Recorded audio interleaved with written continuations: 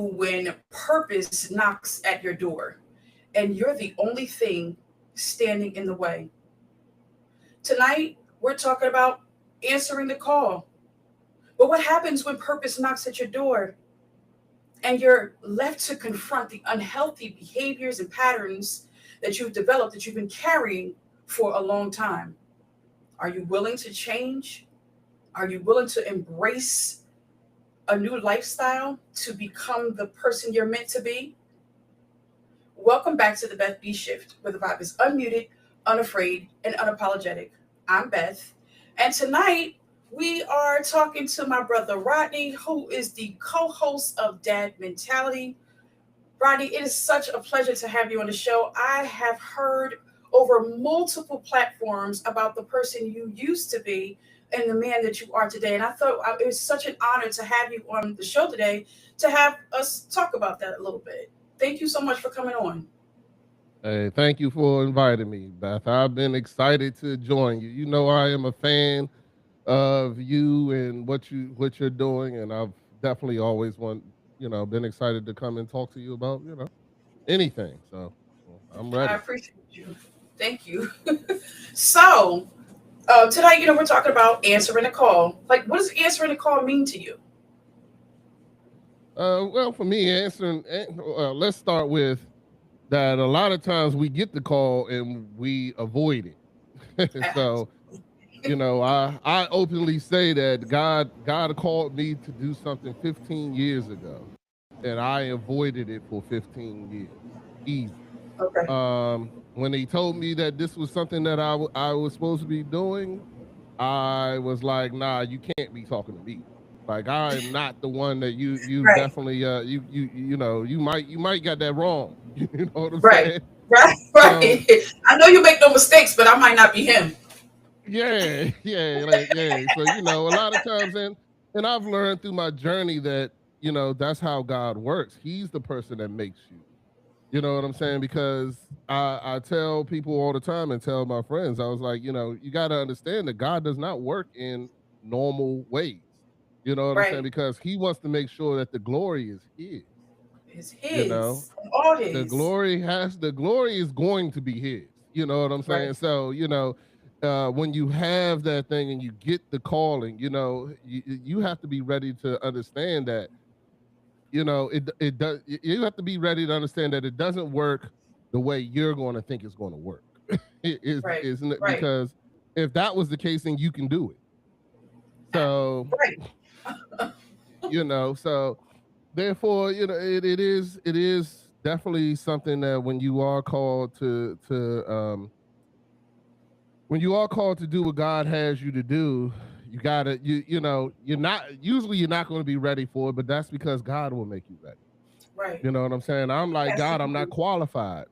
He will right. make you qualified. He will make you qualified. Let me ask you something, Rodney. So, for people who aren't, into, I don't want to say religious, we're not spiritually inclined, serving your purpose is the same as answering your call. Answering your call is the same as, doing the will of God. It's the same Mhm. space. God called you, you're going to conform at some point and you'll meet up at the point where you are answering the call. But before, like you said, before we get to that point, right, we are in a space where we're dealing with unhealthy behaviors or unhealthy habits. Like, what did that look like for you in your life before you answered the call? Well, a lot of those habits I've learned through a lot of therapy that a lot these habits that I created them. I created Right, them to make me seem like I was safe. Make it seem in my mind that things were okay. And in those creations, I had to learn to leave them alone and rely on God, which was difficult. It was very, very difficult because you spend right, a lot of times you create these things in your childhood, at least for me. For me, I created these defense mechanisms in my childhood that when things went wrong in my childhood, this is what I went to. You know what I'm saying? I right, went to alcohol. I started drinking at 14. In my house, it was drinking was normalized, and Right. you know, I'm not one of those people that's going to sit here and say that you can't drink no more or whatever the case may be. But I feel that anything that is done in abundance is a Right. problem. Anything, Right. it doesn't matter what it is. You know what I'm saying? If it's done to also as your protection mechanism or to hide something.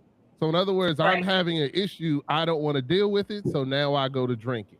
Or now Right. I go to drugs, or now I go to sex, or now I go to food, or now I go, you know, anytime that Yeah. you Any that vice. becomes your, I'm sorry? Yeah. Any vice. Any of our vices. Right. Right. Yeah, Right. yeah. I'm agreeing. Yeah. Anytime that, and it can even be video games. Video games was another thing. You know, I would come home, I would get a half gallon at the liquor store, and I'd come home and I would play video games the whole night, drink Right. liquor and play video games all night. And the thing about it was I was very functional in my in my space. I was extremely Right. functional. I still went to work the next day. I still paid all my bills. I still went and did everything that I was supposed to do. I still was a I'm gonna say not a, I'm gonna say I still was a good father. You know what I'm Right. saying? I'm not gonna say great, but I still was a good father from the outside looking in. You know what I'm saying? I'm there for all the events. I do all the stuff that what you call it. I may have I may have a pint in the car, but I'm still Right. there. Right. Right. You know what I'm saying? And from the Right. outside looking in, I had a good life. I was successful in my job. I was making a lot of money. I was, taking care of my wife, doing all the great things. But I was missing something. I was missing something, and I was always hiding from something, never fixing anything. I was Yeah. never fixing the problems. I would just, drink my way through them. You know, Okay. I was never Right. dealing with the issues that I had. I've openly come out and let people know I say had because God has delivered me, but I still deal with these things and I still fight them. But I had abandonment issues. I see, even me, I couldn't say I was an alcoholic, but alcohol was my freedom. You know what I'm Right. saying? It was the way I Right. got away. So I didn't depend on it like you'll see most alcohol. Oh, I need a drink in the morning, this, that, and the Yeah. Yeah. other. Yeah. You know what I'm Right. saying? Yeah, I drunk every day, but it was usually because I was done with everything I needed to do. And now I just don't want to deal with the other stuff. You know what I'm Right. saying? It was I like don't a want to reward. deal with Like a reward. yeah, exactly. I don't want to deal, but the thing Rewarding about it was yourself when I you didn't want to deal with my inside. You right. know what I'm Right. saying? I didn't And want to here. deal with my inside, so I drunk, yeah, because I had problems sleeping. I do have dreams. I have visions. I have all these things, and I wanted to suppress them. And as long as I was drinking, all that stuff was suppressed. Right. My dreams were suppressed because I'm too drunk to care about dreams. I'm drunk. I'm asleep. You Right. know what I'm Right. saying? Right. I You can barely know, remember so them. yeah. I barely remember what happened after 10 o'clock. After my kids Right. went to bed, I'm drinking until I pass out. You know what I'm Right. saying? Right. So, it was I've learned now that all it was a suppression. It was me suppressing one, what God was saying to me, Right. two, what, I didn't want to deal with, Right. and, three, just trying to cover up the mistakes to myself because unfortunately, even though I'm doing all this, my family still see the mistakes. They still see that, I'm not right. You know what I'm Right. saying? Like you Not still know 100%. something's not right. Yeah. Yeah. Let me And ask you this. yeah. Did in your journey, right? We're talking about identifying. You were identifying there were some issues, there's some challenges you had to meet. Aside from God, because God will put people in place sometimes to kind of help you bridge you along. Do you feel like anybody else would help you identify these issues? Like, was there anybody else that supported you in these moments where it kind of forced you to say, "All right, I gotta make some change, or I have to deal with this"? Yeah. Yes, my wife. I've been married 26 years. Um, my wife. Okay, but here's the problem. Okay. Her way of doing it wasn't healthy either. You know what I'm Okay. saying? We became unhealthy together. And it was Okay. because of tragedy. It was because of tragedy. My mother passed away, and then I became really unhealthy. You know what I'm saying? Because I wasn't dealing with my mom passing away. I'm And then sorry. her brother passed away suddenly also. So now Wow. you got two people not dealing with it, living in the Right. same house. Right. So, but then it became for me, and I'm just being honest, you know, I realized that one of us got to get it together. Like we Right. both now, so Right. for so long in our marriage, my wife had Right. it together. And I could be Who the you used to the be? Yeah. dysfunctional one. And it Yeah. still looks like we have a normal relationship, blah, blah, blah. But then when her brother passed away, now we both are dysfunctional, you know? Wow. And now Right. we both, and for me personally, I knew it. I saw it. You know what I'm saying? Like I'm looking at my wife and I'm like, okay, if I keep on going in this direction and you're coming with me, now she's coming with me. You know what I'm saying? Right. Before Right. Right. it was just me, but now she's coming with me. She's here for the same ride. We Right. can go drinking, we can go do this, we can do that. Yes. And then Yes. once you start looking at that, I started looking at the car and seeing that this car ain't going right. Like we not, Right. this ain't, my We headed in the wrong direction. my guardian, the person I always looked at for GPS, you know what I'm Right. saying? Is Now like, headed in nah, the same wrong I'm direction. coming with you. We going there. You know what I'm saying? Right. And at some point in time, I actually started. I was like, yeah, but I didn't like that for her. You know what I'm saying? I didn't like it for her. I'm the one looking at her like, nah, babe, you got to do better. You know what I'm Yeah. saying? Like you can't be Yeah. like we both can't be on this ride. We both can't do it. Right. You know what I'm saying? And at this Right. point, I've been on this ride for 20 plus years. So Right. to make the long story short, I then start saying stuff to my wife. Now I'm a hypocrite. Now I look like a hypocrite Right. because Right. I You telling me to do how something you can't do.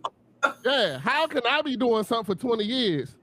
Now my Right. wife is going, because of tragedy. We all deal with tragedy wrong way. And I even told her during the tragedy, I'm the wrong one. I can't help you because I Right. haven't dealt with my tragedy. You know what I'm saying? Right. Like I haven't even dealt with mine. How am I gonna help you with yours?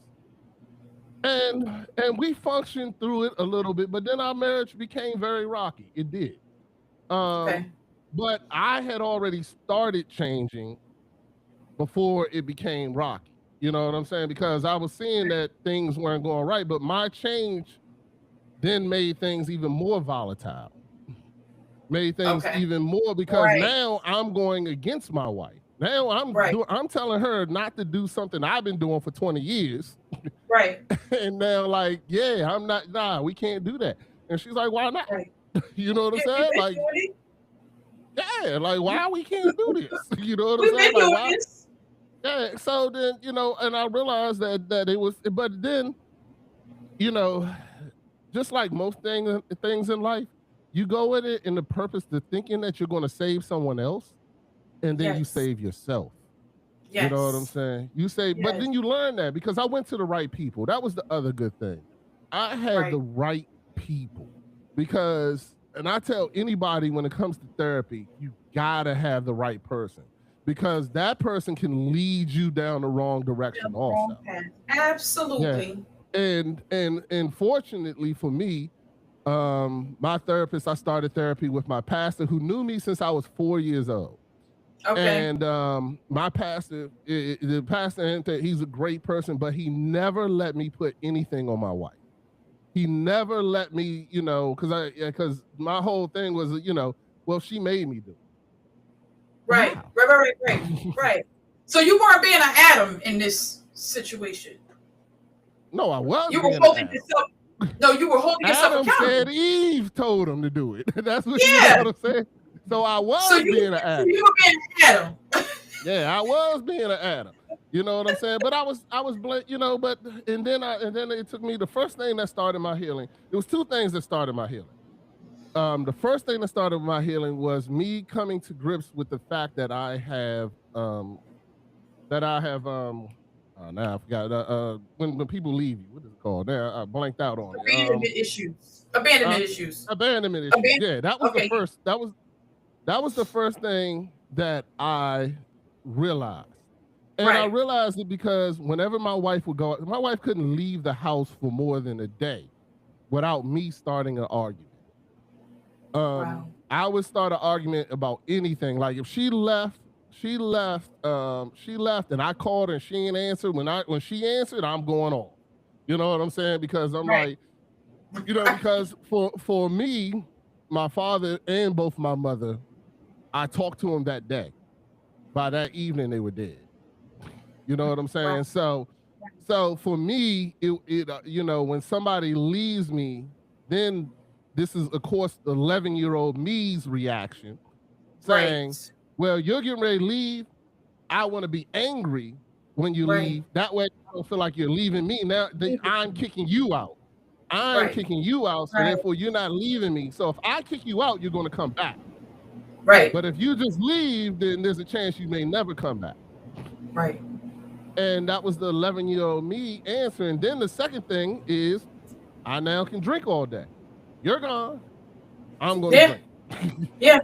Yes. And yes. I'm going to get, and once I realized that was my coping mechanism, that was my reaction. That's what happened every time. Never failed. Vicky leaves, I go get drunk, can't remember nothing. You know what I'm saying? And I had to, once I realized that, and that's just my personality, once I realized that, I knew I had to be in control of it. I didn't like anything controlling me. When people told me I was an alcoholic, I'd be like, no, I'm not, I can stop right now. Yes. And they'd be like, bet you can't stop. And guess what? I would stop. There was times I stopped for 6 months. There was times, but I always found another vice to replace it. You know what I'm saying? So yeah, I'll stop for 6 months and it was no problem because alcohol wasn't controlling me. It was helping me cope. You know what I'm saying? So it wasn't like I needed alcohol to get up in the morning or, some people get up, I need a shot. It wasn't that. I always went to work. I never drunk at work. Right. Never drunk. You know what I'm saying? Once I got out of work and came home and I didn't want to deal with myself at home and I didn't want to deal with my brain thinking, you know what I'm saying? I would start drinking because that would suppress all that. And you know what's crazy, Rodney, too? I'm sorry to interrupt you. You know what's crazy? What's crazy is that, what people, because I feel like I have a strong personality, right? And most of us who do, I don't want to use it because I don't want anyone to think that they don't have a strong personality. But I know for myself, my personality is what it is. I used to smoke cigarettes. I used to love them. But I didn't love them at the same time. Cigarettes were my thing. Whenever I wanted to smoke a cigarette, if I had a drink and I wanted to smoke a cigarette, I would smoke a cigarette. And then one day I said to myself, I'm like, somebody asked me, like, why do you smoke? You don't even smoke. Like, I'm not even smoking 3 cigarettes a day. I don't smoke a pack a week. It was really weird, the relationship I had with the cigarettes. But then one day I said to myself, wow, I need to put this down, but I can't. And I looked at that little box and I said, this box is challenging me. And it's winning. It's winning. How do these 20 little sticks, how are y'all beating me? I'm stronger than this. So it's good to hear you say that you could stand on the outside, look in, and say to yourself, I have to hold me accountable. Yeah. Well, it became that. It became that. Yeah, I mean, it definitely became that, but it was, I always held myself accountable. Like I said, if you're looking on the outside in, I was successful. You know what I'm saying? I had my own business. I'm making a lot of money. You know what I'm saying? I'm doing things, and I'm doing things to help people. Like I always had a great heart. You know what I'm saying? Like I love to help people. I employed people. The people that I employed still will work for me today. You know what I'm saying? Like I'm not an asshole. If you know me. You know what I'm Right. saying? My wife you said this one to me one time. She goes, "You're just a man who acts like an asshole. You're not an asshole, but you just Right. act like one." Right. And I was like, yeah. And I was like, well, if anybody, but that was all that was another form of me protecting myself, Coping. something I created when I Yes. was younger. You know what I'm Yeah. saying? That personality was something that I created when I was younger to protect myself. You know what I'm saying? If you didn't like me, I'm quick witted. I'll fry you in a second. Yeah, You know yeah, what I'm yeah. saying? So, And you know what's but crazy? Because most people who have that defense mechanism, most people who have that, I'm gonna get you before you get me. They have the sweetest people. Like, they have the best hearts. They're the most loving, caring. They will give you the shirt off their back. But if you piss them off or you do the wrong thing, as soon as that, and you can almost tell when that defense mechanism is just that, because they go from a 0 to 100 real quick, and it's sometimes there's not even a reason. Sometimes you gotta step back and go, like, what? Like, we were just good. How did you go from that to this? And then the stuff don't match, right? The actions don't match. Sometimes it'll be like, you want something to eat?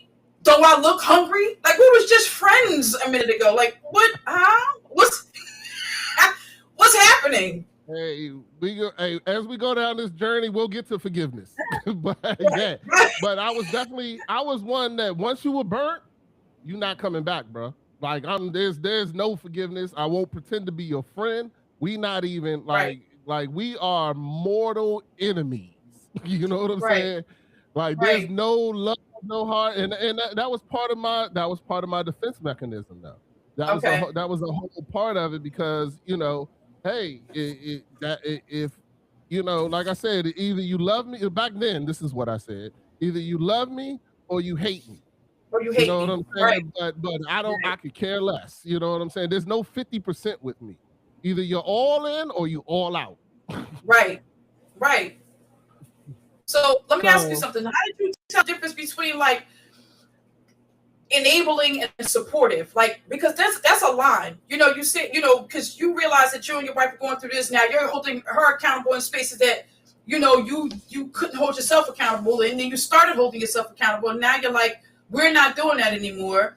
And then now you're saying to yourself, I'm going to be a better version of myself. But things are happening at the same time where your relationship's getting rocky. You know that you want to be better. You know that you want to do better, and then there's a thin line between supportive, right? Because now you have your pastor, you're going to him, he's being supportive, he's holding you accountable, not letting you be an Adam, right? But then yeah. we teetered a line of enabling. How did you manage that where you didn't enable and you, like, held yourself firm? So it was tricky, and I made some mistakes and I did some good things in there. But one of the biggest things was that one is that I always knew that I love my wife, and I could not judge her because she loved me through all my badness. You know what I'm saying? Through all the things. And don't get me wrong, I still say that I was a good husband, but I could have been so much better. You know what I'm saying? I Okay. could have been so much better. I was always like I stayed in that pride of, what do you mean? I went to every game. I did this, I did that. You know what I'm saying? I paid every bill. You never had to pick Right, me up from the hospital. You never had to bring me in from outside drunk or this, that, right, and the other, blah, blah, blah. But you know what I did have to do? I did have to plaster the wall for punching a hole in. You know what I'm saying? right, I did have to take the consideration or take the truth that I'm ignoring you. You know what I'm saying? I am ignoring you right, because I don't want to deal with me. I am now not, you know what I'm saying? So I had to deal with all those things as well because I was a good husband. On the outside looking in, I was great. If you out right, there, you out there right, looking, I'm great. But the fact of the matter was I wasn't dealing with the truth, which was that I was running away from a from lot. You know what I'm So saying? what was harder, like recognizing those unhealthy behaviors or actually changing them? For me personally, because that's the way I am, once I recognize it, I can change it. Okay. It was just about, recognizing it. Okay. And like I said, the abandonment one, once I Yeah. recognized it, then when my Right. wife left, I started seeing it. I'm not gonna say I got it right the first time, you know what I'm Right. saying? But I Right. started seeing it. I started asking myself, why do I feel this way? Why do I feel the need to go drink right now? Like, Wow. why? Why am I angry at my wife just because she's leaving the house? You know what I'm saying? Like, why am I doing these things? And I had to process it. And I'll tell you, the last time I got drunk was not drunk. Well, last time I got like really drunk. Like I do have a drink. When me and my wife go out, I have a drink. You know what I'm saying? Absolutely. But I don't drink nearly like I used to. I used to drink a half a gallon every time I drank. Didn't matter.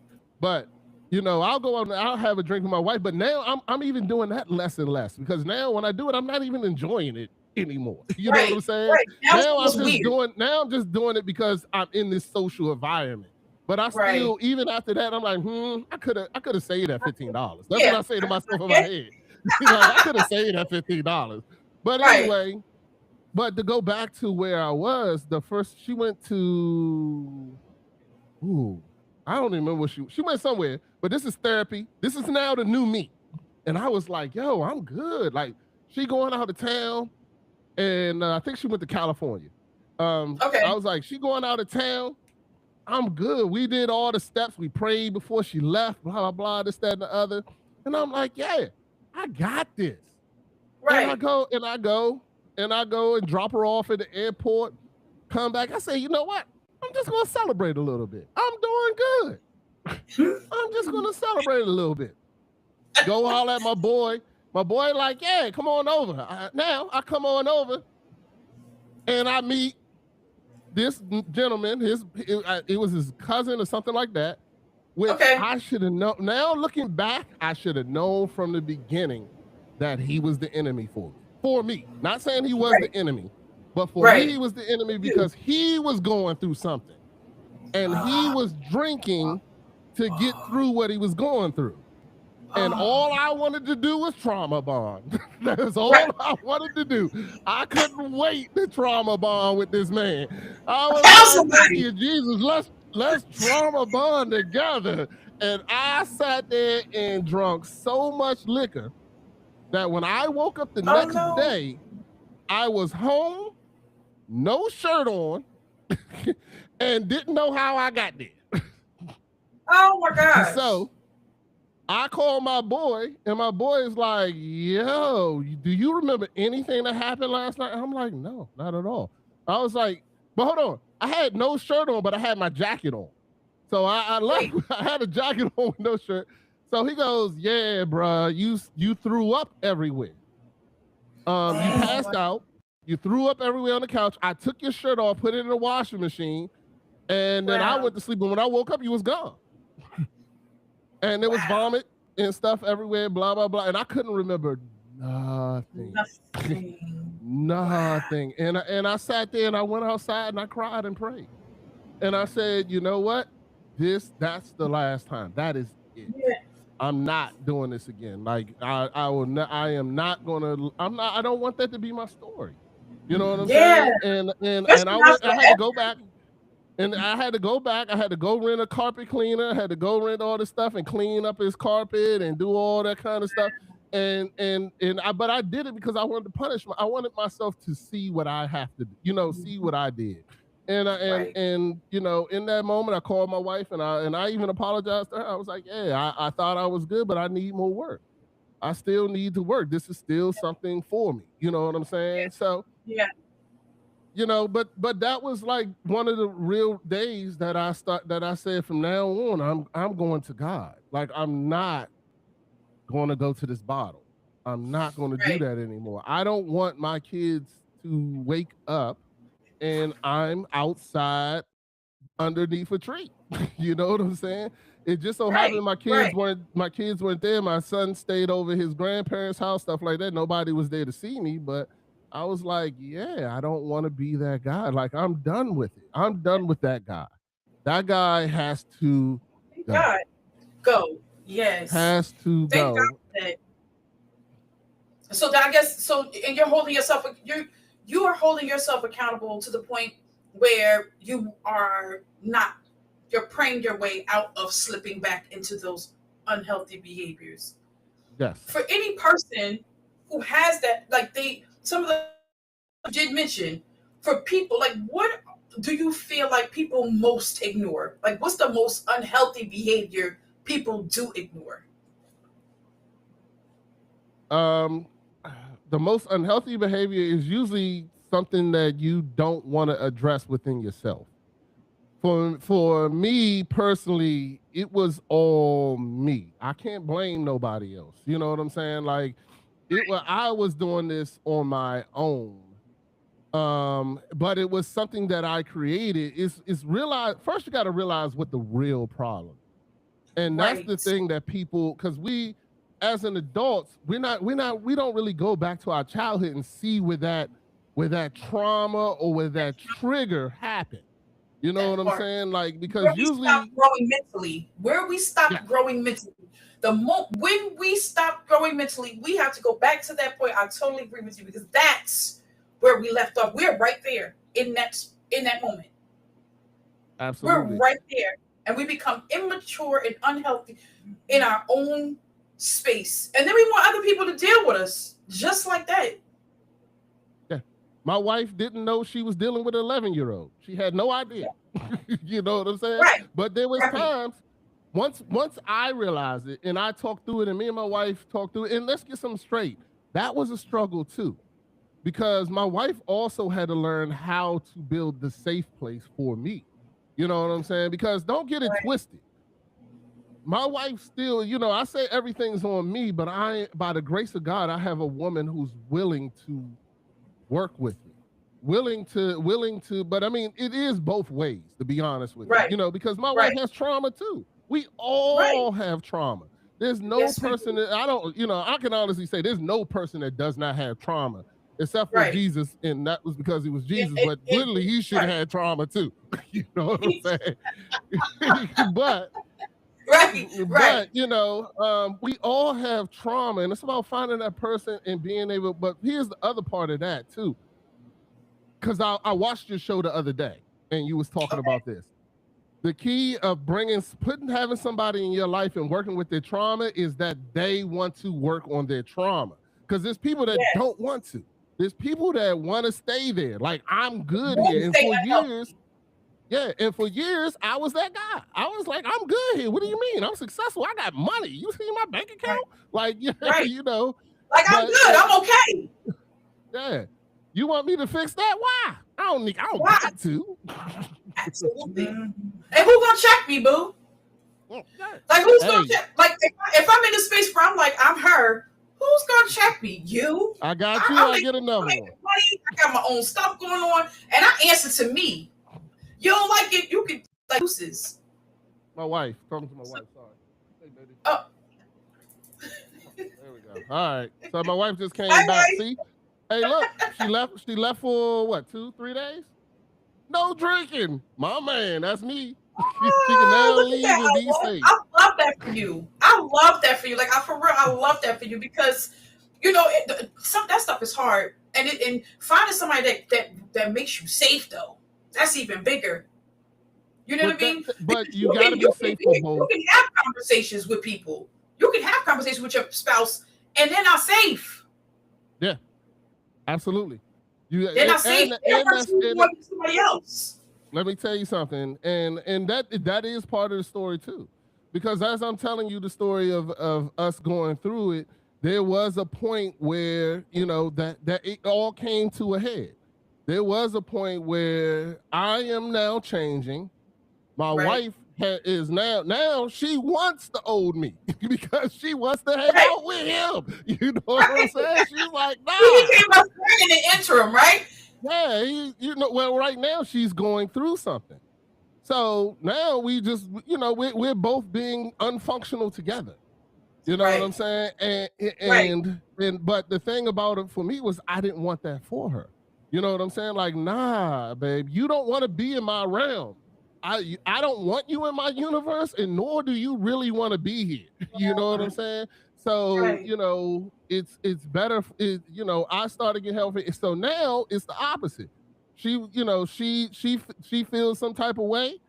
I'm starting. So now I had to go through in creating the safe place. That took time as well. But I had to create the safe place for her because now I'm changing. She doesn't understand why I'm changing, what's going on. She's finally, now she on board. You know what I'm saying? Because she's going through her own stuff. But, I'm changing. So, it became it just became a thing. But I had to give her a safe place. And I did. You know what I'm saying? Because I was like, look, if you're going through something, let's go through. I want to go through it with you now. You know what I'm saying? Let's go through it together. And the best way I can and know how and support you in any way that I can and this, that, and other. And at one point in time, my wife left me. And when she left me, God, the great thing for me was it was the moment where I had to sit and talk to God. It was the moment where I sat out in the backyard. I'm now what I thinking at the time is the worst time of my life. Right. And I'm like, what am I going to do? And I sat out there and I talked to God and I cried and prayed and said, you know what? I'm not going to be the same guy. Like, I'm not. And God was like, okay. So first we're going to start with this. And I start going, okay, God, I want to be this. I'm not going to be that asshole. Right. You know what I'm saying? I'm not going to be that asshole. God said, okay. So then he gave me what God does is give me a lot of opportunities that normally I would be that asshole. Right. And I got to sit there and not be the asshole. You know what I'm saying? Then I'm like, God, because now, we going through things. So now, my wife left me. We end up talking it out. We're getting back together. But now I'm dealing with forgiveness. You know what I'm saying? Because now I'm like, because now that's part of my abandonment issues. That's triggered. This is what you call it. I don't know, blah, blah, blah. But what am I going to do? And I told God, I was like, look, if she comes back, I'm going to forgive her. I don't even care what happened. I don't care about the fact that she, my wife took half the money out the account. I mean, she just vanished. She wasn't even like, she did my trigger, which was, it wasn't like we didn't have an argument. We ain't had nothing. I came home and she was not there. And she was not answering my phone calls. She was not doing this. She was not doing that. And then I looked at the bank account, so half the money gone. I'm like, yo, I'm like, what's going on, But then I sat out there and I was like, okay, hey, if she comes back, I'm going to forgive her. I'm going to forgive her. And, and she came back. And, of course, it was nothing like, my wife is a woman of God. Even though no matter what's going on, you still got that God background. You know what I'm saying? You ain't going out banging niggas left and right. So, it wasn't like that. But, it was the one thing that God told me was that I'm going to have to prove it to her. Okay. I'm going to have to prove it to her. And I realized that if I can get my wife to believe me, then I'm really there. You know what I'm saying? Because I can say this to you, Beth B. Right. I can say it to everything. And for many years, like I said, on the outside looking in, I looked like the great husband. I looked like the great father. Right. You know what I'm saying? I looked like all these things, but my wife knew the truth. You know what I'm saying? So I knew that. Sometimes that's the biggest space too. I'm sorry to cut you, but that's the biggest space because I know you. I know you. Sometimes I know you better than your own people. Sometimes I live with you. I see you wake up. I see you from the beginning to the end of the day. I know how long you're going to sit on the couch and avoid taking a shower. I know how long you'll go. I know you. I know you. You can't get away from me. The only way to get away from me as your wife is to not know me as your wife anymore. But the more she continues to grow, we continue to grow with our people and we are with our people. I know you the most, from one unhealthy behavior to the healthiest behaviors. Create a safe space and being okay with that, forgiveness and finding a tolerable space for us to coexist is like the perfect peace. It's the perfect peace. And I hate to throw you, but I gotta tell you this. So Chef Dennis is watching right now. I don't know if you can see the comments. I don't see the comments. Let's see if I can get in here and look at them. Nah. Only comment I see is yours. Studio comment maybe. Yeah. Nah, I don't. I don't see his comments, but I ain't worried about Chef Dennis. Oh, there we go. Hold on. What do you say? Really? Nice. Manipulation by the people are coached by the enemy. Watch them out. I have no idea what he's talking about, though. What is he saying? People are coached by the enemy. Chef, what are you talking about, Chef?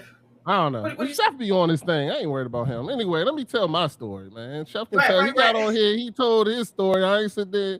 You know what I'm saying? Let's get something straight. Miss Esther. And you did watch it. You were live. You were live with us. So nah, it's all good. But to go back, what was that? To go back. So you realize those behaviors were no longer serving you, and now you were in a space where you were changing. Yeah. So yeah, and I realized that I had to. Curse? Like I curse? Oh well. I mean, I told you about my philosophy on that. You got to know my heart, not my words. So anyway, God judges me on my heart, not my. You know what I'm saying? I didn't say, but anyway, keep on moving. Yeah. Yeah. Once again, when I get up to heaven, I'm just if Chef Dennis is on that judgment table, I know I'm just going to take my best stuff and pack up and go right to hell. You know what I'm saying? That's exactly where I'm going. So if Chef Dennis on the panel, but if my man Jesus there, I'm good. I ain't worried about him. Anyway. My main man Jesus. So my wife left me and I was sitting there and I was with God. And it was for the first time in a long time I actually heard God. Because I had been suppressing him for so long. It was one of the first times that I actually heard him and he told me that my marriage was going to be good. And before you continue, let me ask you this question. How did you know that it was the voice of God and not your own? Like where's that resolution? How did that look for you? Because I know when I first heard him, I was like, yeah. And so I did what normal people do. That's test them. And for me, it was okay. Well, if you bring her back. If she comes back, I'm a forgiver. That was, that's my thing. You're like, I'm telling God, if you bring my wife back, I'm a forgiver. And my wife, and then the opportunity came. I talked to I'll be honest, I talked to her father and told him that you need to send my wife back because she was staying with her father. I was like, you've known me for 20 years. I deserve that. And sure enough, her father, who's a reverend man of God, and I don't think it was just me, because God works in mysterious ways. Yes. I always believe that God went back after I said it, and then told him the same thing. You know what I'm saying? Send her back, and she came back, and we talked it out. But it still was me. I told her I'm going to be different, and I'm going to prove it to you. And then my wife spent 6 months testing me on all of that, on everything I said. On all my word, my wife became, and we've talked about it, she became my enemy. She was my enemy in my house. She was not giving me nothing. No grace. No grace, no mercy, nothing. She wanted to make sure that because I did it for 6 months before. You know what I'm saying? I gave up alcohol for 6 months before. I've done these things. I've been good for a while. You know what I'm saying? Like I could do that. That was something I could do. But it took. I can tell you a couple things that really changed. One, I started praying over my wife. That was something I never did before. I never prayed over my wife. And two, I was being consistent. Talk to God a lot more. Yeah, well, yeah, but and two, like I said, I would get up, I would go do devotions, I would go pray on my own, then I would come in there and pray over her, no matter what happened, and then she would test me, and then one day I looked at her and I said, babe, there's nothing you can do to make me go back and be the old Rodney. There's absolutely nothing. So you can keep on trying, you can keep on coming at me, you can keep on doing it, but there is nothing. I said, and I told her the truth. I said, I have taken that power away from you. I gave it to you for 20 years. I gave you the power to make me react, which you're not really making me. I'm choosing to react. I'm choosing to react. Yeah. But now I have taken that power away from you. You don't have the power to make me react anymore.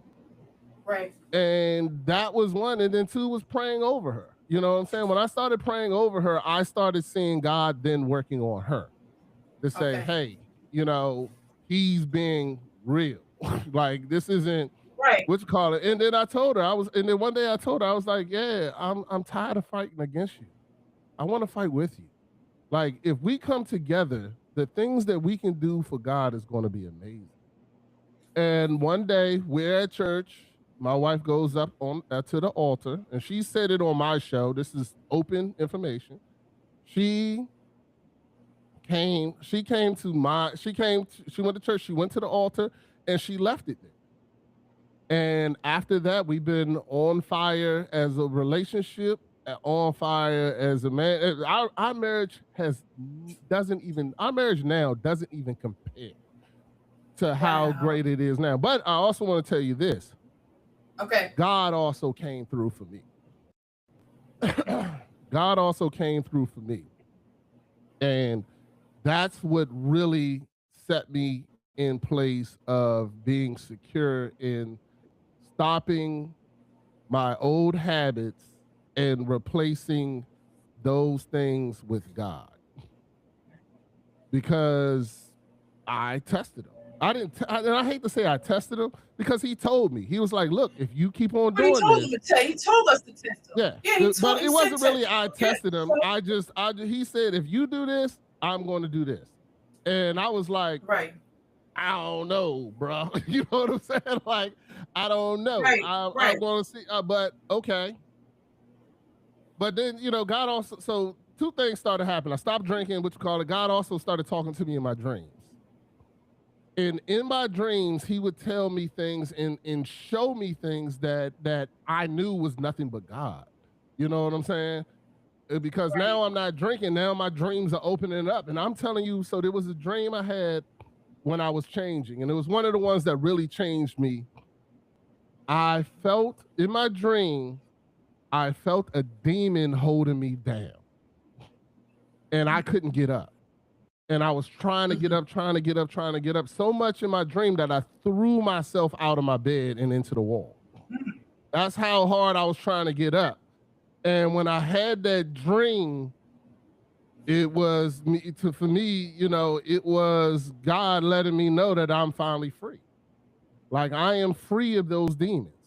Like, I am finally, and I mean, when I tell you I threw myself into the wall, I'm almost 300 pounds. You know what I'm saying? Okay. I pushed off the bed so hard to get up that I threw myself into the wall. I woke up, I banged my knee all up and everything. And I was like, yo, but it was the realest dream. You know, it's one of the realest dreams. And I can tell between my other dreams and when God is talking to me. But I'm going to get out of that. But here's the other thing. If you call on God, he will answer. Don't mean he's going to answer in the way that you think he's going to answer, but he will answer. And sometimes he'll answer you directly. Orchestrate the answer. Right. You can't orchestrate the answer. You gotta. God's gonna answer how he want to answer. I was just talking to my mother yesterday, and I was telling her about. I know you wanted to get out of the dreams, but dreams are really serious.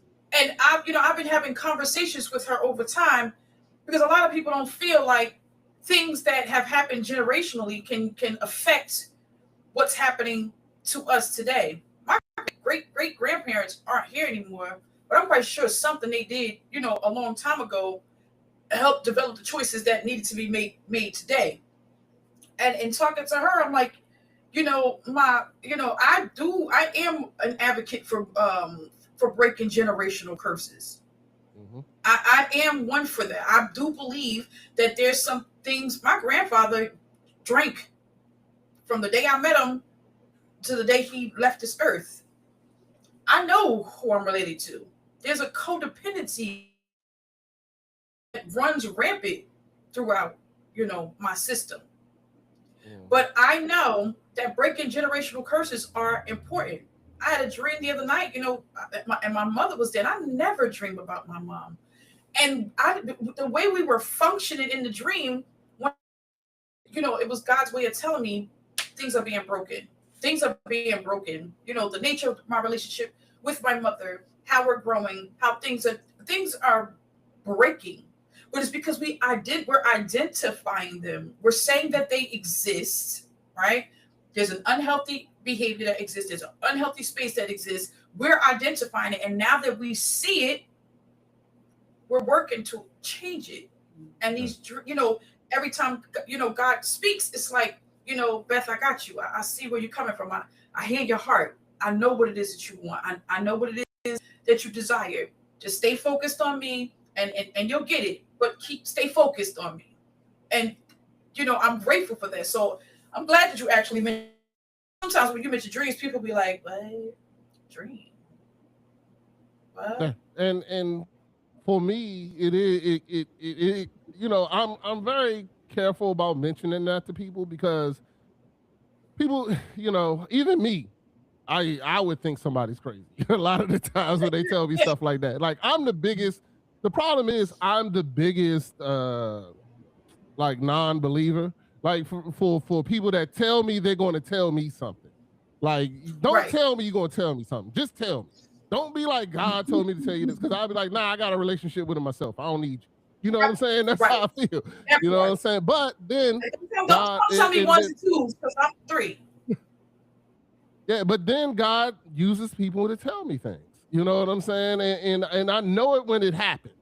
But when somebody's like, oh, I'm this and I'm that, and ooh, I'm Chef Dennis, so therefore I can cook. No, you can't. Just because you put chef in front of your name don't mean you can cook.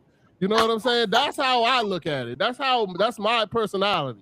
Just because you put something in front of your name, just because your name is doctor, don't mean you can do surgery, bro. Like, you know what I'm saying? So for me, I don't care about what your name says. Right. But this is where it's coming from too. This is where it's coming from too, because you can see a prideful heart. You can see when you speak when the Lord started making changes in me, I knew that places where I would speak from a ground of pride. Right? I wouldn't speak from a ground of development. Even though my heart was soft and compassionate when I spoke, I knew who I was. And when the Lord started making changes in my life, I had to start seeing, I'm speaking from a place.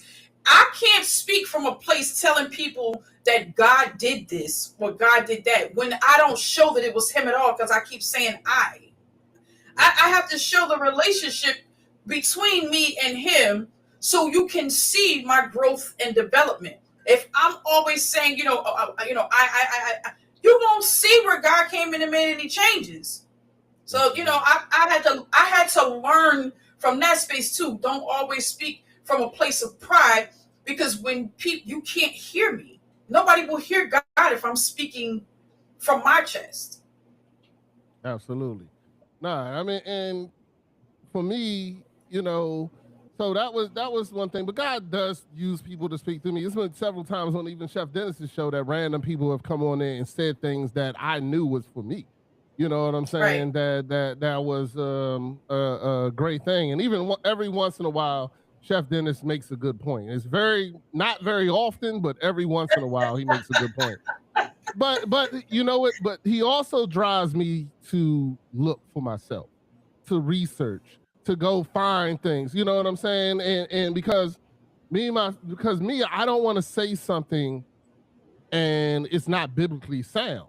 Right. You know what I'm saying? Right. Like I don't want to be that guy that's just spitting out things and didn't research what it means. You know what I'm saying? Right. I'm very particular about that thing, but it also gives me a better relationship with God. You know, the great thing That's that I the tell whole my part. wife is, you know, now I tell my wife, if I sound, you know, my wife has a relationship with God. I have a relationship with God. You know what I'm Right, saying? We're in the car together trying to go to the same place. I get to drive. That's right, how I look at it. You know what I'm saying? right. But my wife is my GPS. I want her. If I'm not driving, if I'm driving and it starts looking like I'm not going towards God, I want her to say something. You know what I'm saying? Yes, I want her to be in the car and be like, "Oh, bro, where you going?" It said turn right over here. You know what I'm saying? You going right, straight. right, But right. you know, so it became, you know, once my wife came back, or what you call it, 6 months, my wife takes it to the altar. She forgives me. Now, you know, I'm like, okay, now we're together. We're working on in the same. We're working in the same path. Like we're going to the same place. So it became a very awesome thing for me because all it did was motivate me more. Then now the blessings are starting to come. You know what I'm Right, saying? Now the blessings are right. starting to come. Me and my wife went to Bali, and we went to Bali. I was sitting on the ocean. I woke up because I'm still doing, even though I'm in Bali, I'm still doing my wake up early meditation, prayer, and you know, and I was like, I was determined to go watch. I love watching the sunrise. I love watching the Yeah, sunrise because I feel like when you're watching two things, the sunrise and when the ocean is hitting the water, when the ocean is hitting the yes, land, are two yes, things for me that triggers something in me because I it feels like I'm basking in God's glory. You know what I'm yes, saying? Because this sun is coming up. Like yeah, it comes up every yeah. day. No matter Every what, day, God has the power to make this sun come up. every And day. it just feels like I'm basking in his glory. And then I was sitting there, I'm watching the ocean water come up and then stop.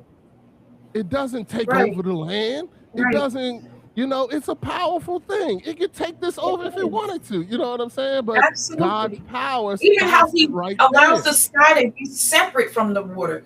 Just how you can see the horizon when you see the separation, like you see sky, right? And you see water. It's a beautiful thing when you can see that horizon, how the sun sits on the water, you can see it. Like you are, I feel like you are basking in the glory of God, and how he doesn't let it overtake us. The other day it rained. I was driving to the store and I looked up in the sky and I said, wow, look at God's promise. It was the rainbow. You know, so you see certain things that it just makes you feel like, I know you hear me. And I know you're here. Yeah, yeah, I'm safe. I know you're with me. I know you're holding me. Mhm. You're holding me. I couldn't survive if it wasn't for you. There's a spiritual warfare Absolutely. and we're fighting it. You know, at first we try to fight it ourselves, but once we realize we need some help and he comes in, you know, you always have that safety net. He's always here to catch you. He's always here to help you develop. So, you know, those are the spaces where I feel like even with the unhealthy behaviors that are sometimes displayed, try not to slip back into those behaviors that I, you know, left, trying to overcome the choices that we make that didn't pan out so well. He's always still there to catch you just in time before everything hits the floor. It's always, you know, it's to be grateful in that moment for his grace. Absolutely. Yeah. Uh, and yeah, I was sitting there and then I just wept.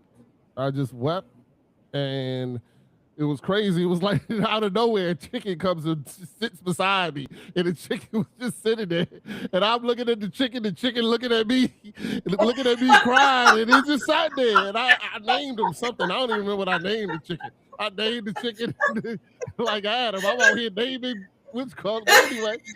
But that was for me when I decided that I was like, yo, if you are this great, why wouldn't I give myself to you? Like, Right. what in this world so far even comes equivalent to this? You know what I'm saying? Nothing. So I was like, you know what? I'm done. Like, I'm for real done fighting. I'm for real done fighting against you, Lord. Whatever you say, I'm doing it. So, you know, I came to him. My job was asking me to do things that I didn't want to do. It was asking me a lot of people. I didn't like it. You know what I'm saying? So I was like, yeah, what's called? And God was like, well, then quit. If you really, you know, you really trust me, you really would quit. I'm making well over $100,000 a year with this job. Wow. You know what I'm saying? Well over. And I'm like, what do you mean just quit? And he was like, yeah, if you said you really believe me, you really quit. I quit. Then I immediately told God, all right, well, if I quit, I don't want to do this. I don't want to do that. I don't want to do this. Right. Right. Okay? So if you know God, the next three things I was doing was everything I just said I didn't want to do. I just wanted to, right. Yeah. Everything I told him, all right, I'm going to quit, but I don't want to do this, I don't want to do this, and I don't want to do that. All right. Right. Yeah. So it's about a year, within that year, he broke all three of those. He made me do all three and break those things. But then I asked God, you know, I was like, hey, God, you know, my daughter wants to go to school. She's going to college. I can't afford it. And God was like, keep doing what I tell you to do. All right.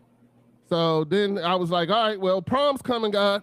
I'm about to spend. My daughter wants a custom dress. She wants, a car, all this other kind of stuff. I'm like, look, I'm about to spend a lot of money, God. You know, this money can be going towards tuition. God said, no, spend it. Do it. All right. Graduation comes. All right, God. She got into Towson. 14 grand a semester. Right. 14,000 a semester, God. I ain't got 14,000. I quit my job. You know what I'm saying? Right. Yeah, right. I ain't got it. What we gonna do? He's like, give her what she wants. All right, graduation party, God. Got spending a lot of money. Graduation balloons, all the kind of stuff. Hair done, nails done, everything good. Everything did, right. Yeah. So right. I'm like, what's up, God? I got you. Okay, we're moving her in. Orientation went through that. Moving her in. Here I am, God. I'm putting together a shelf in her room, God. 14 grand. Due in 2 weeks. I ain't got it. What I'm gonna do? I got you. First day of classes. My daughter gets an email. Email says, you have been accepted for special circumstances. Your tuition has went from $14,000 a semester to $1,300. Guess who got $1,300 in the bank? Me. Guess who paid that as soon as that email came through? Me. And that's what I'm saying. Like, if you put your trust in him, he's going to get all the glory. All of it. You I can't, you know what I'm saying? Now, needless to say, my wife did fill out the paperwork in the background. You know what I'm saying? For the special circumstance. But nobody knew what was going to come through. My wife didn't know how much I was praying. My wife didn't know how much I was doing, what I was going through, the conversation. You know, actually she did, because she asked me, and I was like, God said we good. And I mean, that's all I can tell you. And even she was looking at me side-eyed. You know what I'm saying? Even she looking at me side-eyed. Because your trust is different from her trust at this point. Well, God telling me, you trusted tell her she even this. Right. God telling you. God told you. She ain't tell me. He ain't tell me, but she like, okay. But she filled out the paperwork. I didn't know it. And guess what? It came through. Came through on time. Which, you know, but I know, you know, hey, that's how God already knew the plan. God knew she was going to fill out that paperwork. I didn't. God knew. God knew that it was going to come. Even with filling out that paperwork, that was a Hail Mary. You know what I'm saying? Even that, it still was a Hail Mary. It's a blessing, though, because she could have been denied. Like, that's a blessing. Absolutely. Yeah, absolutely. So, you know, boom. After that happened, I was like, yeah, I'm all in, God. Like, I'm all in. And then there was one more test. And then there was one more test. God, well, it wasn't really a test, because once again, I told you that I told God there was things I wasn't going to do. So there was one more thing that was in my heart. That was in my heart. Nobody was out here. Only Only I and God knew. Actually, if somebody asked me, they knew. But it wasn't something I was out here. But there was one person I was refusing to forgive. One person. And even though I forgave my wife, everything, this person I was holding on to for dear life. I wanted to find that person on the street and whoop his behind. And I wasn't going to let it go. Like, I was not going to let that go. I told God, I forgive anybody, everything, except for this one.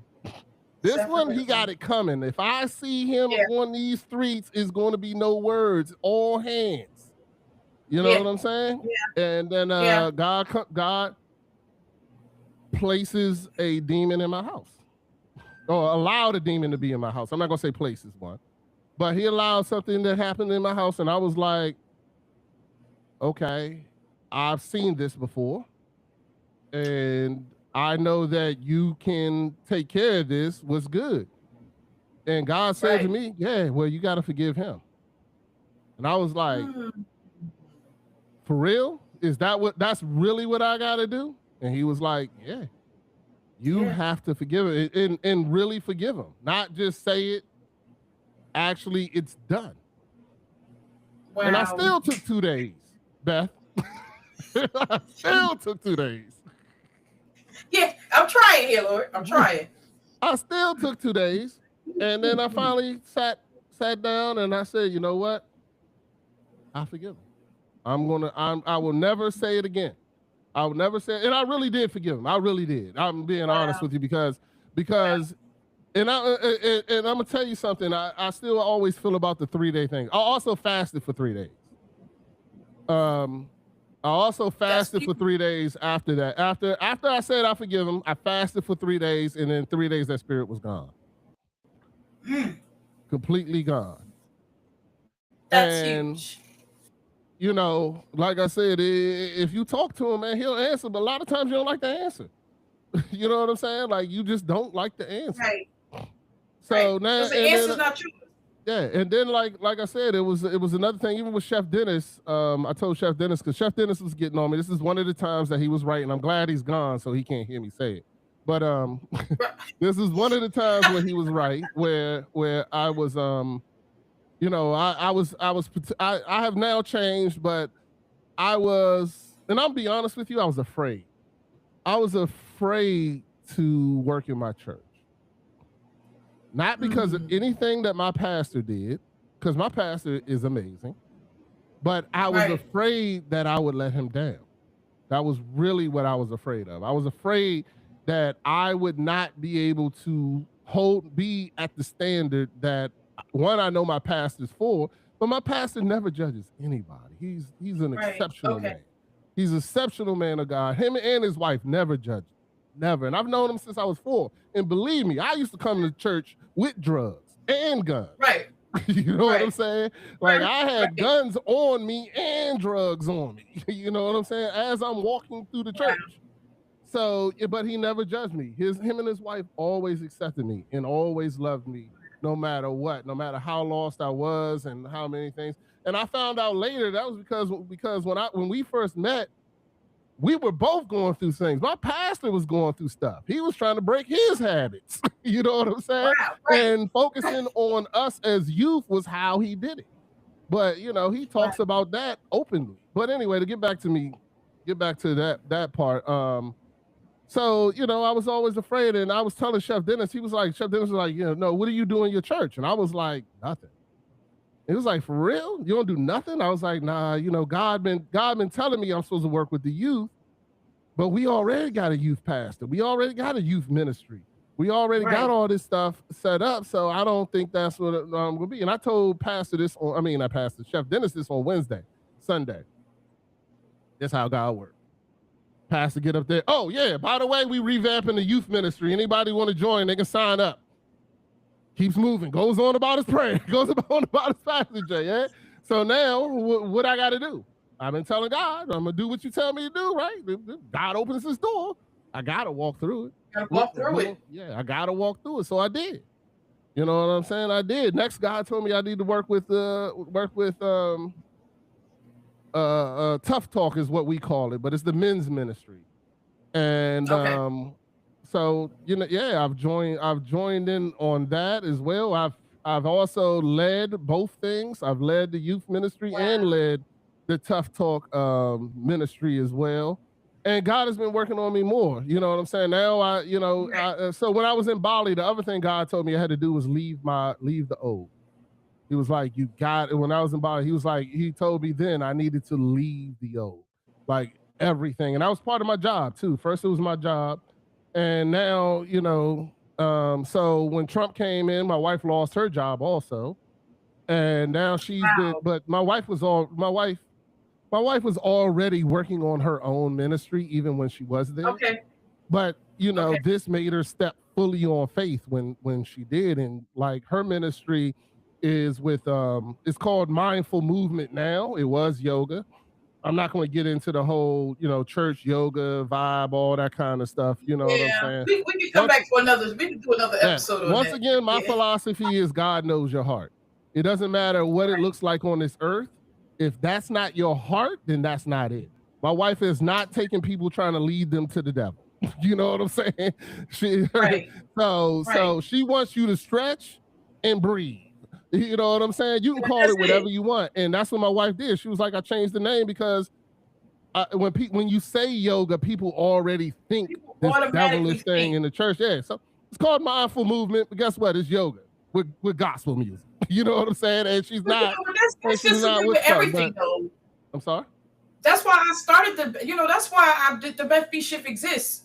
Because it seems like, and I know people going to slap me for this, but the Bible, right? It's a tool. It's there for guidance, right? But God gave, we have gifts, right? That we have gifts. Why can't I counsel you? Why can't you counsel me? Why can't you tell me, you witness to me, and I give you good counsel? The Bible tells us to do that. Everything that does not say go directly to Jesus, people are like, that's the devil. So I'm in a, I feel like God knows my heart. He knows what I feel. He knows what I think. The Beth B Shift is about spreading the shift, right? When you see it, you can't unsee it. Time to shift. What does that shift look like? Because I'm going to be honest with you. Every time I shift, sometimes, God don't be the first thing I think of to start the shifting process. Sometimes it's something else. I have to pray and say, okay, I see it. Help me through this, because this is hard and heavy. It's hard and heavy, but I get where you're coming from. Between yoga and counseling and meditation, don't meditate. Who are you talking to? Yeah. Like what? I'm like, okay. I'm gonna give a 2-minute philosophy. The greatest trick the devil ever did was convince you if something is good is bad. That's Absolutely. The greatest trick he can ever do. And I personally meditate. I personally have done yoga and breathed, and doing that meditation took me to another place that I would never have gone or been with God. You know what I'm saying? I know God was there when I was in that moment. I know he was there. You know what I'm saying? And I have the fruit and proof of it. So you can't convince me. And then the other thing is that I don't limit God's strength. God can use anything. Right. Anything. So when you tell me rap music can't be for God, when you tell me this can't be for God, I just look at you and go, well, maybe not yours. I don't know. But my God can use anything. He has. It's in the Bible. He's using me. So how can I say that he's not using somebody else? So now that is he used a donkey. You know what I'm saying? Like Absolutely. Yeah. So for me, my God can use anything. So I don't put limits on God at all. Now, do you have to believe me? You don't. Doesn't bother me a bit. You know what I'm saying? Right. But you know the truth. Just like I'm not going to say I believe everything that everybody says to me. You know what I'm saying? But 9 times out of 10, you can tell the truth. You can see the truth by what happens in the fruit. You know what I'm saying? My wife is now working with the elderly people, dementia. She's doing yoga with them. Then this lady couldn't even talk. Wow. She is now walking and talking. When she got there, they say she's going to be dead within a week. My wife now has this woman. Now we can't get her to be quiet. You know what I'm saying? Now she getting up causing trouble. Right, You know what okay. I'm saying? And when you see fruit like that, how can you tell me? You can't. Mm, You know what I'm saying? You can't tell me that ain't right, God. That right, is God. This woman was considered dead. Now, because of mindful movement, whatever you want to call it, she's now right. moving. She's up. She's walking. She's talking. She's eating on her own. You know what I'm saying? Like, yo, you can't tell. That's nothing but God's glory. So, like I said, you can't change me on those things just because you wanna make something it ain't. Look, and I also got another philosophy, Beth, and it's just my philosophy. And you're And that good. the greatest trick that the devil ever pulled is convincing people that he has power.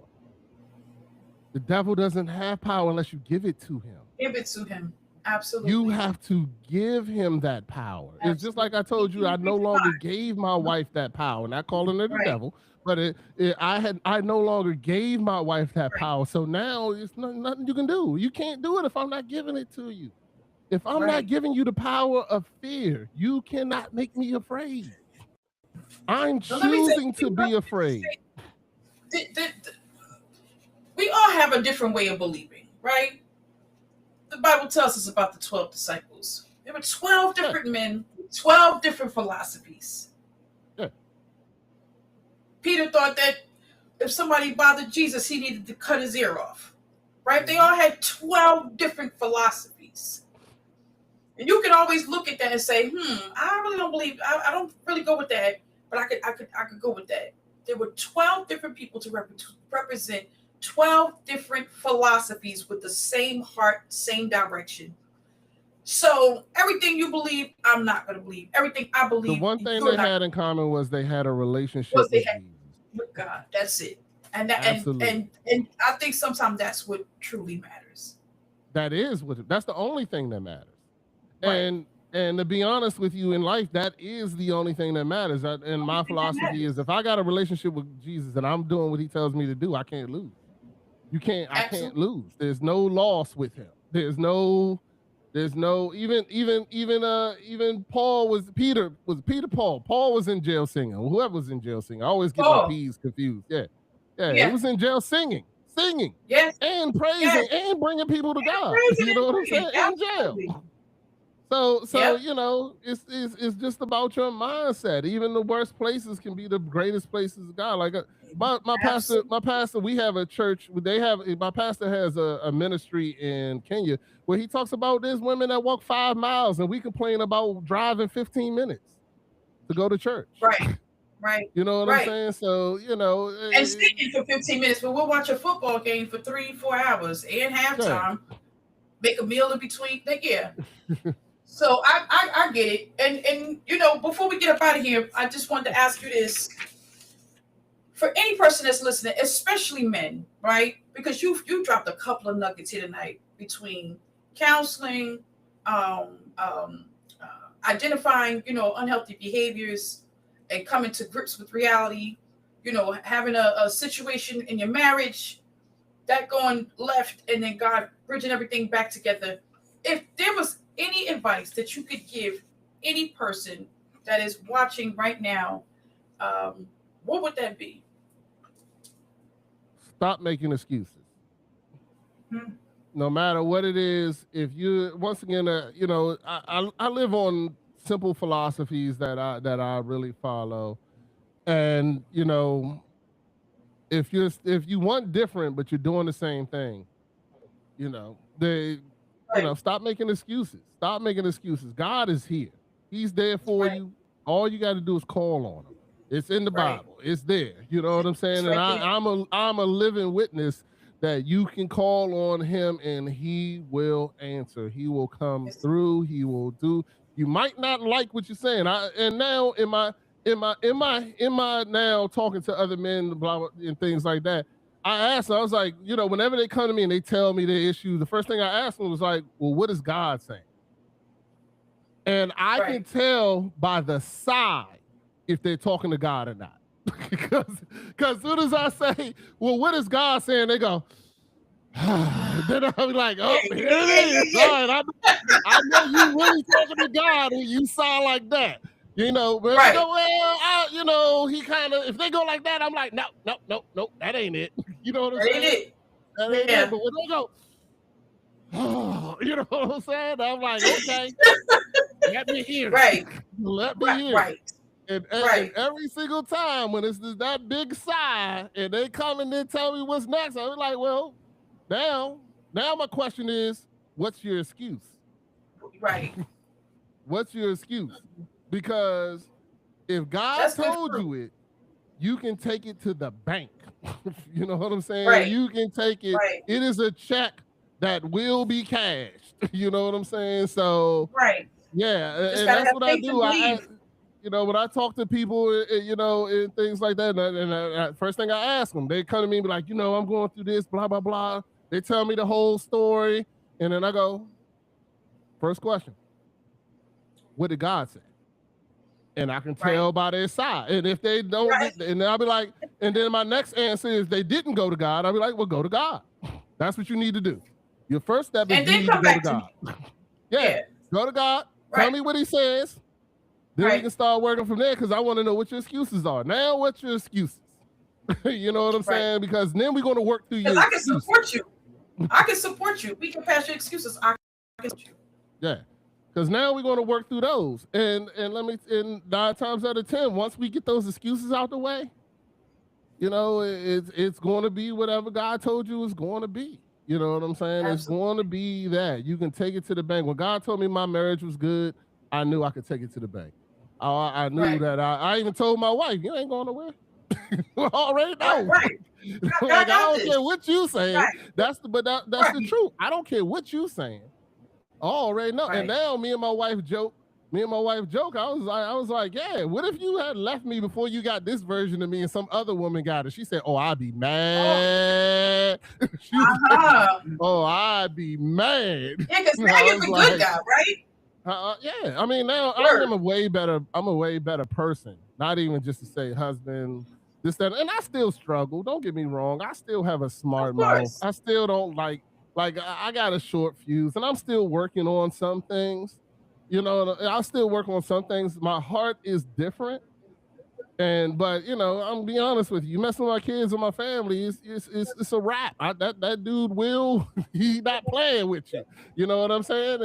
And I'm okay with that. You know, but for the most part, I don't. You know, but to be honest, man, life is so much better when I have the security of knowing that I'm doing what God is asking me to do, and that security gives me a joy.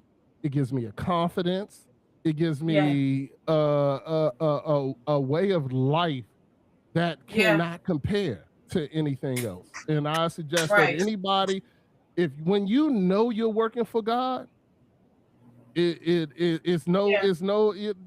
not. I'm not scared. You know what I'm saying? I wake up every morning happy, excited about what God has for me next. When I see my wife, man, my wife is doing amazing work for God right now.